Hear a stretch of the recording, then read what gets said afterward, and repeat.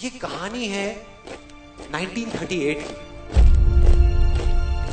कैरली नाम के एक आदमी की हंगेरियन आर्मी में, और वो उस कंट्री का बेस्ट पिस्टल शूटर था।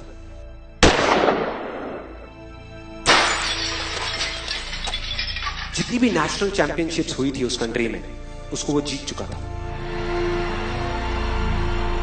और सबको ऑलमोस्ट कंफर्म था कि 1940s में जो ओलंपिक्स होने वाले हैं उसमें गोल्ड मेडल केरली को ही मिलेगा। और उसने सालों से ट्रेनिंग करी थी। उसका एक ही सपना था, एक ही फोकस था कि मुझे अपने इस हाथ को दुनिया का बेस्ट शूटिंग हैंड बनाना है, बेस्ट बनाना है, बेस्ट बनाना है। और वो कामयाब हो गया, उसने बना लिया बेस्ट शूटिंग हैंड। सिर्फ 2 साल का फर्क था। 1938 में एक आर्मी का ट्रेनिंग कैंप चल रहा था। क्योंकि वो आर्मी में था तो एक एक्सीडेंट हो गया।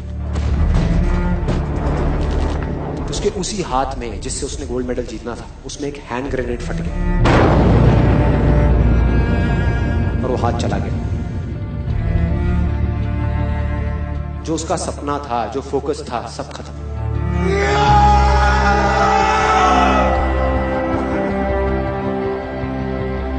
उसके पास 2 रास्ते थे। एक तो ये कि वो बाकी की पूरी जिंदगी रोता रहे और कहीं जा करके छुप जाए, या अपना जो गोल था जिसपे उसने फोकस किया हुआ था उसको पकड़ करके रखे। तो उसने फोकस किया उस पे नहीं जो चला गया था, जो उसके पास नहीं था। उसने फोकस किया उस पे जो उसके पास था।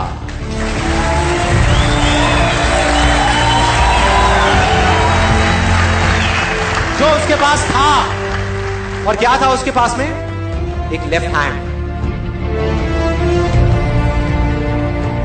एक ऐसा हाथ जिससे वो लिख तक नहीं सकता था। 1 महीने तक उसका हॉस्पिटल में इलाज चला इस हाथ के लिए, और सही 1 महीने बाद अपनी ट्रेनिंग शुरू कर दी इस हाथ की।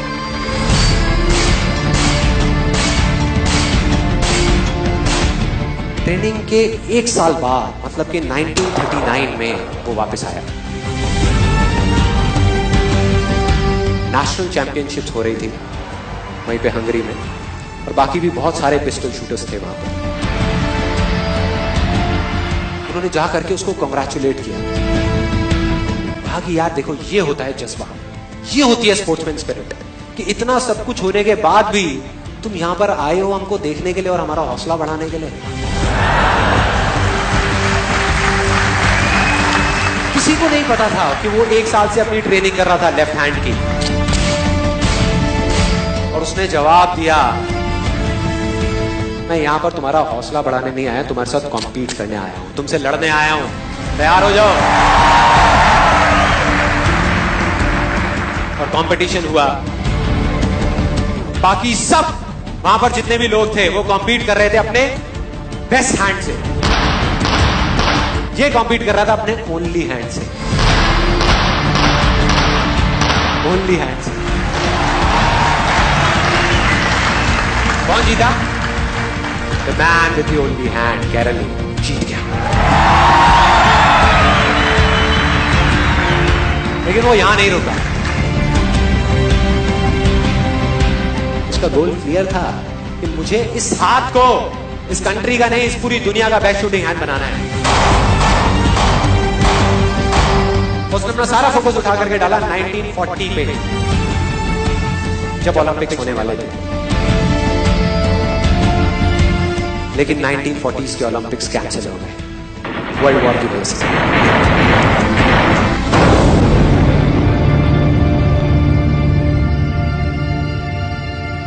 उसने अपना सारा फोकस उठा करके कहां डाल दिया?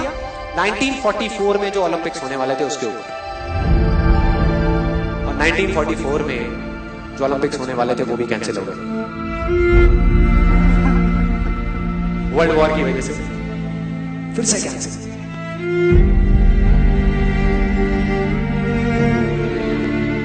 उसने अपना सारा फोकस उठा करके डाल दिया 1948 के ओलंपिक्स। 1938 में उसकी एज थी 28 साल।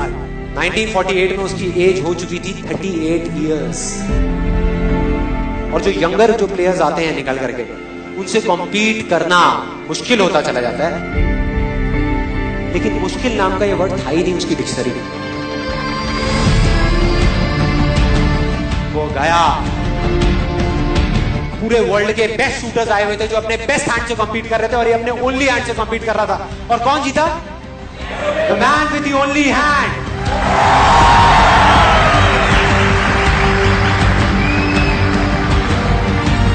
लेकिन वो तब भी नहीं रुका। 1952 ओलंपिक्स, दोबारा कॉम्पीट किया उसने, और इस बार गोल्ड मेडल कौन जीता? गैरल लीड। 4 साल बाद दोबारा से, और पूरी की पूरी हिस्ट्री को बदल करके रख दिया ओलंपिक्स।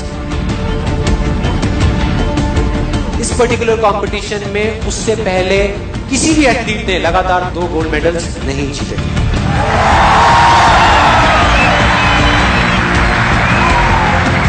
अब किसी भी लूजर के पास चले जाओ, उसके पास लिस्ट होगी बहानों की कि मैं इस वजह से फेल हुआ अपनी लाइफ में, इस वजह से मैं कुछ नहीं कर पाया। बहुत लंबी लिस्ट है। और दूसरी तरफ विनर के पास चले जाओ, उसके पास में 1000 वजह होगी वो ना करने की जो वो करना चाहता है, सिर्फ एक वजह होगी वो करने की जो वो करना चाहता है, और वो कर जाएगा।